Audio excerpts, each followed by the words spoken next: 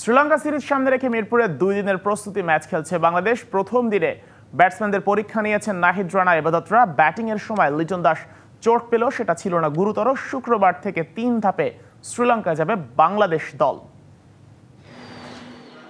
সাদা পোশাকে শেষ সময়ের প্রস্তুতি। মিরপুরে ঘাম ঝরিয়েছেন টেস্ট দলের সদস্যরা। রান পেয়েছেন মোমিনুল, লিটন, আবার ব্যাটারদের পরীক্ষা নিয়েছেন নাহিদ, এবাদতরা। শ্রীলঙ্কার বিপক্ষে পূর্ণাঙ্গ সিরিজ খেলতে 12 তারিখ প্রথম বহর রওনা দিবে শ্রীলঙ্কার উদ্দেশ্যে। 13 ও 14 তারিখ ভাগ হয়ে যাবে আরও 2টি বহর। তাই তো ঈদের ছুটির মাঝেও মিরপুরের টানা তৃতীয় দিনের অনুশীলনে ক্রিকেটাররা। প্রথম 2 দিন হয়েছে স্কিল ট্রেনিং, বুধবার থেকে শুরু হয়েছে 2 দিনের প্রস্তুতি ম্যাচ। সাম্প্রতিক সময় টাইগারদের সমস্যার নাম ব্যাটিং, তাই তো আউট হলেও একাধিকবার ব্যাটিংয়ের সুযোগ পেয়েছেন তারা।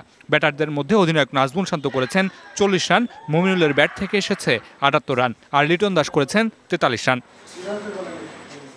বোলাররাও ঝরিয়েছেন আগুন। নাহিদ রানা, এবাদত, নাইমরা পরীক্ষা নিয়েছেন ব্যাটারদের। পাকিস্তান সফরে বাংলাদেশ দলের পেস বোলিং কোচ হিসেবে যোগ দেয়া শন টেইটও শিষ্যদের দিয়েছেন দীক্ষা। এরপর ব্যাটিং করতে নেমে সুবিধা করতে পারেননি এনামুল হক বিজয়।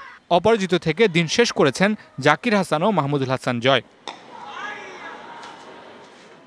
এদিন বেশি বল করতে দেখা গেছে স্পিনারদের। শ্রীলঙ্কার স্পিনারদের সামলাতেই এমন প্রস্তুতি বাংলাদেশের। Mamunur Rashid, DBC news, Dhaka.